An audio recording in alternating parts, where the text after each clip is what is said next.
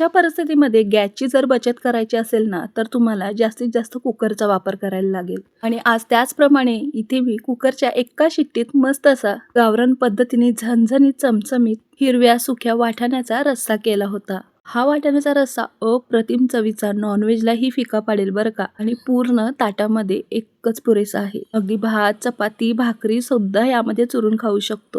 आणि चवीला म्हणाल तर या उन्हाळ्यामध्ये जेवण जर जात नसेल ना, तर हा रस्सा नक्कीच करा. म्हणता म्हणता 2 भाकरी कधी खाल पत्ताच लागणार नाही. वाटाण्याचा रस्सा ना अप्रतिम चवीला होतो. तुम्हाला तर माहितीच असेल.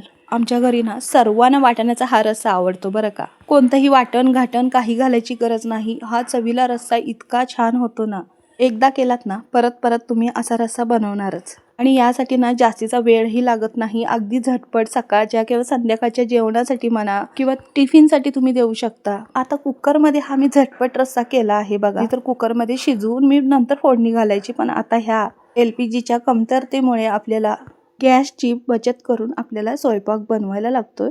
या उन्हाळ्यामध्ये ना जास्त वेळ किचनमध्ये न राहता अगदी झटपट स्वयंपाक होतोय, तोही चविष्ट. त्यासाठी इथे 1 वाटी वाटाणा, सुका वाटाणा असतो ना हिरवा आपला, तो मी रात्रभर बघा भिजत घातला. काय सांगू मी तुम्हाला, ह्या वाटाण्याचा रस्सा इतका चविष्ट होतो ना, आणि आम्हालाही सर्वांना तो आवडतो बरं का. आता करण्याची पद्धत काय आहे ते बघा. रात्रभर आपण वाटाणा तर भिजत घातलेला होता, छान असा फुलला आहे तो. 2 वाटी झाला आहे. अगदी 1 वाटी मी वाटाणा तो सुका भिजत घातलेला बघा. तर कुकरमध्ये डायरेक्ट इथे 3 पळी मी तेल घेतलं. तेलामध्ये जिरं टाकलं. जिरं टाकल्यानंतर 1 मोठ्या आकाराचा कांदा बारीक चिरलेला त्यामध्ये टाकला. कांदा आपल्याला मस्त खरपूस असा परतवून घ्यायचा आहे. आता ही भाजी आपण डायरेक्ट कुकरला फोडणी देऊन करत आहोत. ही फोडणी छान बसली ना, आपला रस्सा मस्त होतो. कांदा बघा खरपूस असा परतवून झाल्यानंतर मोठ्या आकाराचे 3 टोमॅटो मी बारीक चिरून घेतलेले आहेत ते यामध्ये टाकले.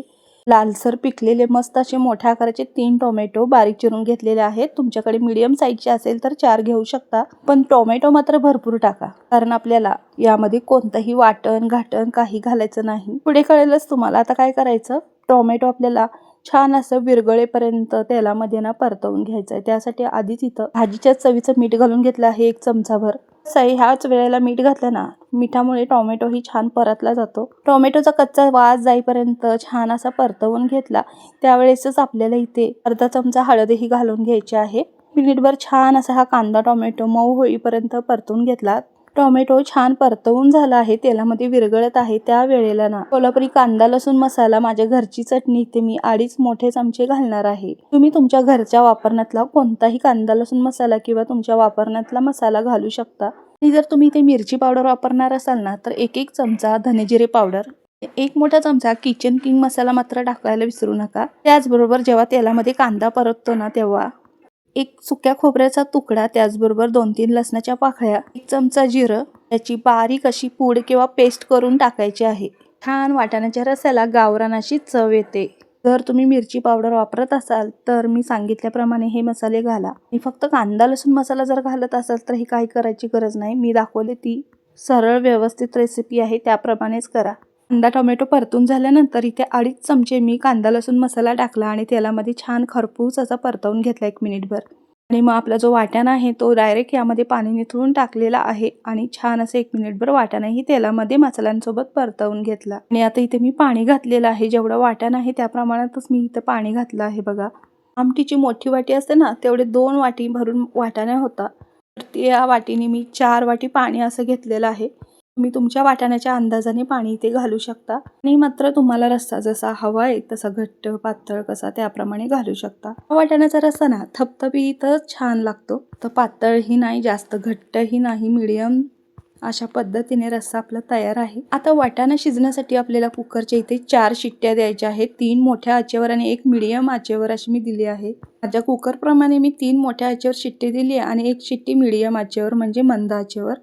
तुम्ही तुमच्या कुकरप्रमाणे शिट्टी देऊ शकता, फक्त वाटाणे मस्त असे शिजले पाहिजेत. हे बघा प्रत्येक वाटाणा छान शिजला आहे, छान फुलला आहे, एकदम मऊ झाला आहे. मी तुम्हाला दाखवत आहे बघा. अशा पद्धतीने केलेल्या वाटाण्याच्या रस्स्याला खूप छान चव येते. वाटाणा आपल्याला छान शिजवायचा आहे, मऊ व्हायला पाहिजे, पण तो विरघळायला नको एवढी मात्र काळजी घ्या. वाटाणा 4 शिट्ट्यामध्ये छान शिजला आहे.